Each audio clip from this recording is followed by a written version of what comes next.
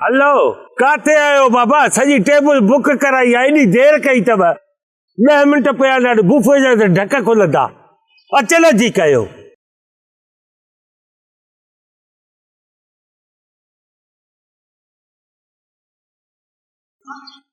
एडी देर कई तो वो असा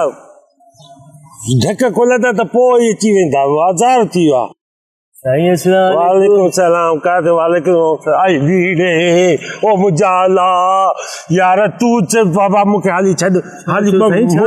जेकॾहिं अॼु मूंखे तूं मां तोखे प्यारो आहे न 5 मिंट हितां हली वञ मुंहिंजी फैमिली अचे थी असां बुफे खाई वठूं माशाल्लाह अल हबीब रेस्टोरेंट सुपर हाईवे ते तव्हां माना फैमिली समेत आया हो हा जी जी काथे नज़र नथा अचनि था तुंहिंजो कहिड़ो कमु पर तूं त उथो 2 मिंट मां छड़ो खाई वठां हितां उथां होॾे तो न हेॾे न वेहो ट्राई टू अंडरस्टैंड चयो वजो साईं हितां उथ हितां जी ॻाल्हि नथो चवां मां चवां थो त हितां उथ फैमिली अचे थी हिते ईंदी टेबल ते न हिते असां गॾु वेंदासीं मां सॼी टेबल बुक कराई आहे ऐं सॼी 4 संदुल मां बुक कराई घणा फैमिली मेंबर आहिनि माना तक़रीबन असां 11 ॼणा आहियूं 11 ॼणा ॿारो मां बि तव्हांजी फैमिली न न न न न कर ॾिसो सुराब ॾिसो कंहिं दौर में तव्हांजी भितर साईं बि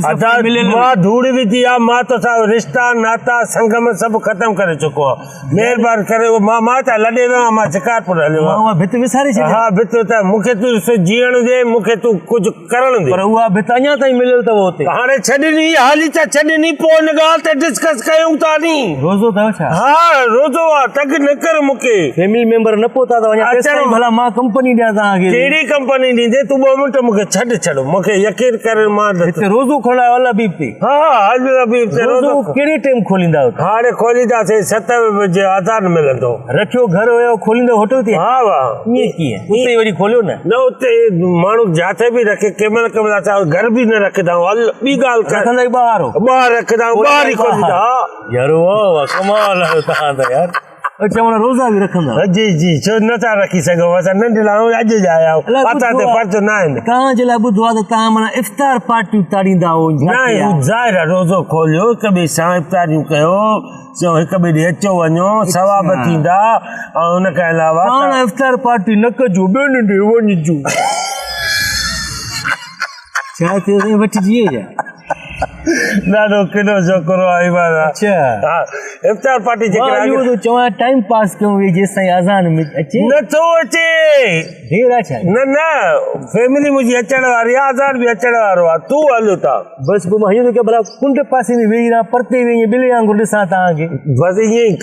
ई कर तूं बि तूं हिते कीअं आयो हल भला मां त फैमिली सां अचां थो तव्हांजी धप ते आयुमि साईं यार माण्हू सिंगंदो जो पहुच यार बसि हाणे छॾ 2 मिंट आज़ान मिलण वारो अचनि था हा बसि अचनि पोइ भला मिली छोरी नौकिराणी गॾु अथसि न हुनजी छोरी चवंदा भला हुननि सां मिली पोइ हलियो वञा सलाम दुआ करे वञा तव्हांजी फैमिलीअ सां मथां चवनि त तूं बि वेही रहो न चवंदा वॾी महिरबानी हेॾे चओ मां हेॾे चओ तव्हांजी फैमिली आहे पर ई आहे असांजी आहे छॾे तुंहिंजो कमु न आहे पर मां वञा हा वञ हल जा चल हेॾे चओ मां हेॾे चओ हिते